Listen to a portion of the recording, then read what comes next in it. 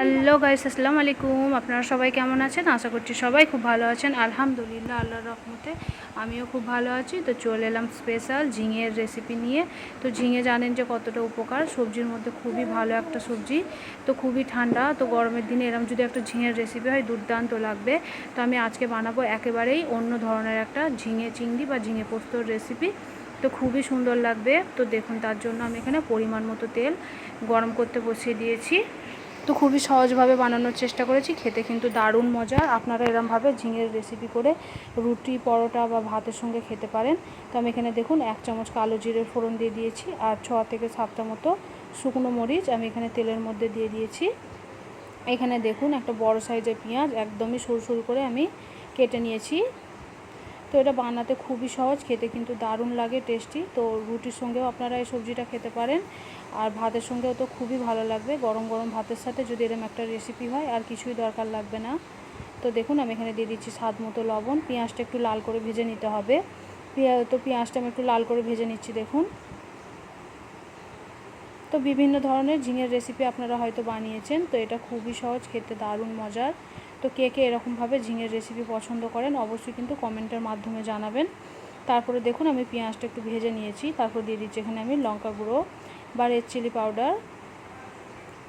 সুন্দর করে আর একটু ভেজে নেব।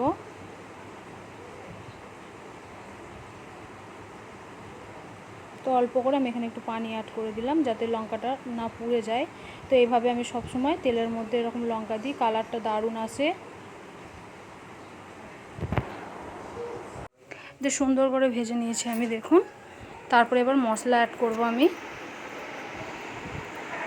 এখানে দিয়ে দিচ্ছি ভেজে রাখা কিছুটা দেশি চিংড়ি মাছ। তো ঝিঙের সঙ্গে চিংড়ি মাছটা দিলে দারুণ লাগবে, ফাটাফাটি খেতে লাগবে। তার জন্য দেখুন ভেজে রাখা চিংড়ি মাছটা আমি এখানে অ্যাড করে দিচ্ছি পেঁয়াজের মধ্যে। খুব ভালোভাবে কষিয়ে নেব আমি।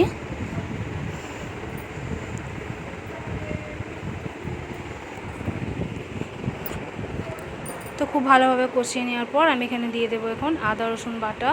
রসুনের ভাগটা বেশি আছে, আদার ভাগটা কম।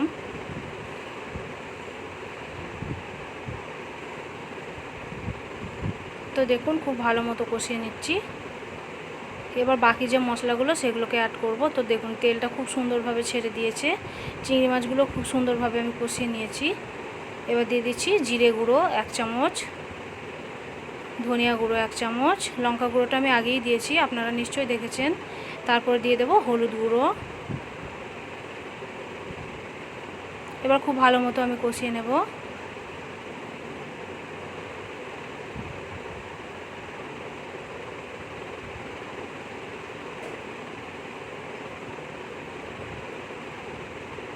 তো দেখুন মশলাটা খুব সুন্দরভাবে কষিয়ে নিয়েছি। তো একেবারেই শুকনো শুকনো করে কষিয়ে নিয়েছি দেখুন। অল্প এবার আমি একটু পানি অ্যাড করব, আরও কিছুক্ষণ আমি কষিয়ে নেব। তো অল্প করে এখানে আমি পানি অ্যাড করলাম।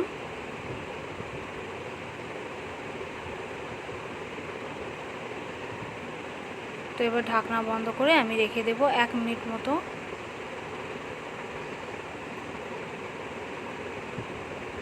তো 1 মিনিট মতো আমি এভাবেই রেখে দেব। তো ফিরে আসছে 1 মিনিট পর। তো দেখুন সুন্দরভাবে শুকিয়ে গেছে, দেখেই বুঝতে পারছেন। তারপর দিয়ে দেবো কেটে রাখা ঝিঙেগুলো। তো ঝিঙেগুলো দেখেই বুঝতে পারছেন কতটা ফ্রেশ আর একেবারেই কচি। তো আমি একটু ডুমো ডুমো করে কেটে নিয়েছি, যেহেতু ঝিঙে খুব সহজে গলে যায় তার জন্য আমি একটু বড় সাইজ করেই কেটে নিয়েছি। তো মশলার সঙ্গে খুব ভালোভাবে এবার আমি কষিয়ে নেব। এক্সট্রা যে পানিটা সেটা আস্তে আস্তে ছেড়ে আসবে দেখুন। ঝিঙে থেকে কিন্তু অল্প পানি এখনও বার হয়ে গেছে, এখনও কিছুটা পানি কিন্তু বার হয়ে যাবে। ঝিঙের যে পানিটা সেটাতেই কিন্তু পুরো সেদ্ধ হয়ে যাবে। তাই যতক্ষণ পানিটা থাকবে আমি ভালোভাবে কষাতে থাকবো।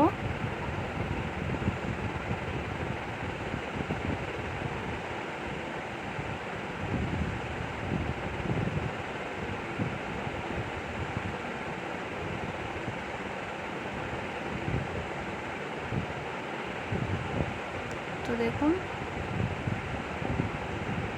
মাঝে মাঝে একবার করে নাড়াচাড়া করে নিচ্ছি আমি।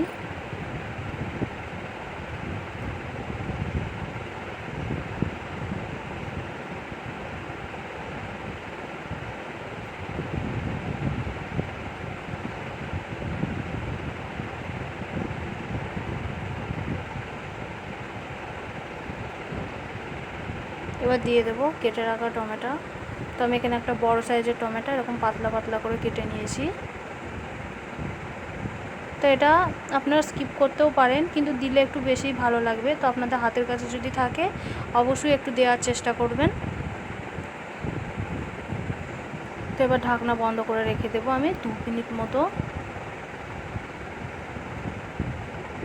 ঝিঙে থেকে যে এক্সট্রা পানি, সে পানিটা পুরোই এই ঝিঙেটা সেদ্ধ হয়ে যাবে। আমি আলাদা করে কোনো পানি অ্যাড এখনও পর্যন্ত করিনি। তো দেখুন সুন্দরভাবে পানি ছেড়ে দিয়েছে এবং ঝিঙেগুলো দেখেই বুঝতে পারছেন আগের থেকে অনেকটা পরিমাণেরই সেদ্ধ হয়ে গেছে।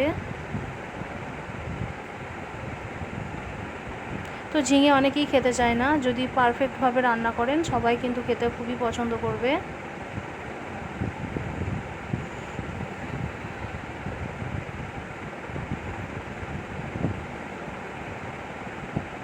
তো আবারও আমি কিছুক্ষণ ঢাকনা বন্ধ করে রেখে দেবো। তো যতক্ষণ এটাকে কষাতে থাকবো ততক্ষণ আমি এদিকে পোস্তটা বেটে নিয়েছি। তো দেখুন খুব ভালো মতো আমি একটু নাড়াচাড়া করে নিচ্ছি। তো দেখি বুঝতে পারছেন সুন্দরভাবে কিন্তু সেদ্ধ হয়ে গেছে। আর মাশাআল্লাহ কালারটা দেখুন কতটা সুন্দর হয়েছে।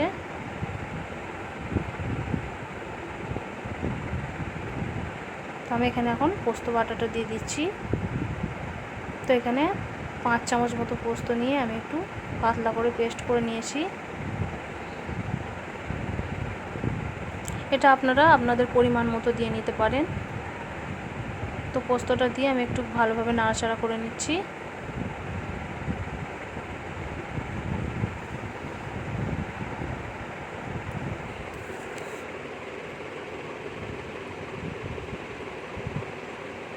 তো দেখুন ঢাকনা বন্ধ করে কিছুক্ষণ কষিয়ে নিলাম। তো দেখুন অনেকটা পরিমাণেরই পানিটা কিন্তু শুকিয়ে এসেছে। তো খুব ভালো মতো আমি নাড়াচাড়া করে নিচ্ছি। এখনও পর্যন্ত আমি কিন্তু কোনো পানি অ্যাড করিনি, পুরো ঝিঙের পানিটি পুরো সুন্দরভাবে সেদ্ধ হয়ে গেছে।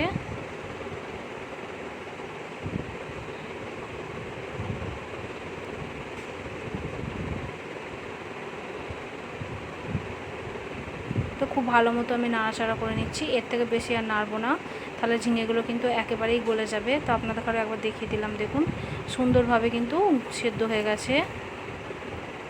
তো এর থেকে বেশি আমি আর নাড়াচাড়া করব না।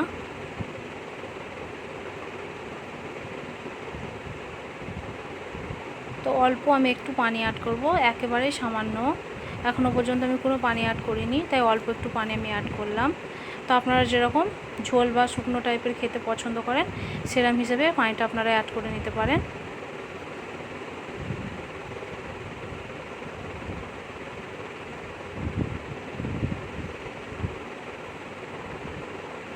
তো দেখুন আমার একেবারেই রেডি হয়ে গেছে। এবার আপনারা যদি একটু মিষ্টি খেতে পছন্দ করেন তো অল্প একটু চিনি অ্যাড করতে পারেন। তো আমি এখানে কোনো চিনি অ্যাড করব না, আমি একটু ঝাল ঝালই পছন্দ করি।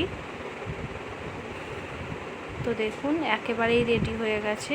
তো আমি এরকম পজিশানেই নামাবো, এটা ঠান্ডা হয়ে যাওয়ার পর আরও কিছুটা গাঢ় হয়ে যাবে, তাই আমি এই অবস্থাতেই নামিয়ে নেব। তো আপনাদের এই ঝিঙের ইউনিক রেসিপিটা কেমন লেগেছে অবশ্যই কিন্তু লাইক কমেন্ট শেয়ার করবেন। আর আমার চ্যানেলে নতুন হয়ে থাকলে চ্যানেলটিকে অবশ্যই সাবস্ক্রাইব করে রাখবেন। এরকম সুন্দর সুন্দর ঘরোয়া রান্নার রেসিপিগুলো পাওয়ার জন্য অল নোটিফিকেশানটাকে অবশ্যই অন করে রাখবেন। আর অবশ্যই একটা করে লাইক দিয়ে পুরো ভিডিওটা বা পুরো রেসিপিটা দেখবেন, একদমই স্কিপ করবেন না। তো ততক্ষণের জন্য সুস্থ থাকবেন, ভালো থাকবেন। আল্লাহ হাফেজ।